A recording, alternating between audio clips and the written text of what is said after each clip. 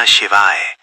अमर कथा की यात्रा हर हिंदू का सपना होती है, लेकिन क्या आप जानते हैं कि इस पवित्र गुफा को अमरनाथ क्यों कहा जाता है? क्यों स्वयं महादेव ने इस एकांत स्थान को चुना अपनी सबसे गुप्त कथा सुनाने के लिए? आज इस वीडियो में हम अमरनाथ की उसी अमर कथा को विस्तार से जानेंगे। वीडियो को अंत तक जरूर देखें, क्योंकि ये कथा आपका नजरिया बदल देगी। कथा तब शुरू होती है जब माता पार्वती महादेव से एक कौतूहल भरा प्रश्न पूछती हैं। मुंडों की माला किस लिए? देवी, इसमें जितने मुंड हैं, उतनी बार आपने जाम लेकर शरीर त्यागा है। देवी, हर बार जब तुमने जन्म लिया, मैंने इस माला में एक खोपड़ी जोड़ी। हे प्रभु, मैं अमरत्व का रहस्य जानना चाहती हूँ। यदि कोई अमर कथा का रहस्य जान लेता है, तो वो अमर हो जाता है। प्रभु, मुझे अमर कथा अवश्य सुननी है।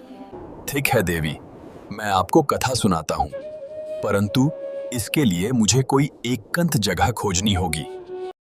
उस परम रहस्य को सुरक्षित रखने के लिए महादेव ने अपनी प्रिय चीजों का त्याग करना शुरू किया।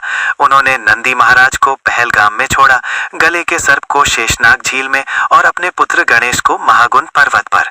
पंचतरणी पहुंचकर उन्होंने प्रकृति के पांचों तत्वों पृथ्वी, जल, आकाश, अग्नि और वायु का भी त्याग कर दिया। अंततः महादेव माता पार्वती को लेकर उस गुप्त गुफा में पहुंचे। वहां उन्होंने कालाग्नि को आदेश दिया कि गुफा के आसपास के हर जीवित प्राणी को नष्ट कर दिया जाए। गुफा के भीतर महादेव ने कथा सुनानी शुरू की। देवी, ये है अमर कथा। सुनानी शुरू की। माता पार्वती बीच बीच में हूँ हूँ कहकर हुंकार भरती रहीं, ताकि शिवजी को लगे कि वे सुन रही हैं। पर कथा के गहन प्रभाव से माता पार्वती को निद्रा आ गई। उसी समय मृगछाला के नीचे दबे दो कबूतर के अंडों से निकले बच्चों ने पूरी कथा सुन ली। जब कथा समाप्त हुई तो शिवजी ने देखा कि पार्वती जी तो सो रही हैं, पर कोई और है जिसने कथा सुनी है। क्रोध में आकर महादेव उन कबूतरों को भस्म कर ही वाले थे कि तभी उन पक्षियों ने विनय की। हे प्रभु, हमने आपसे अमर कथा सुनी है। यदि आप हमें मार देंगे तो ये कथा झूठी सिद्ध हो जाएगी। इसे सुनने के बाद तो जीव को अमर हो जाना चाहिए।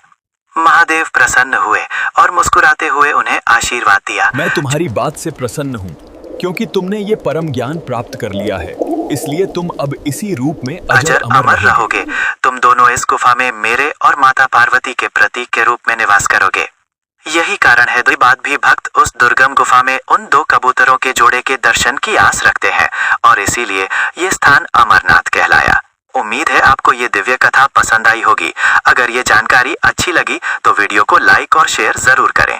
महादेव के ऐसे ही रहस्यों को जानने के लिए चैनल को सब्सक्राइब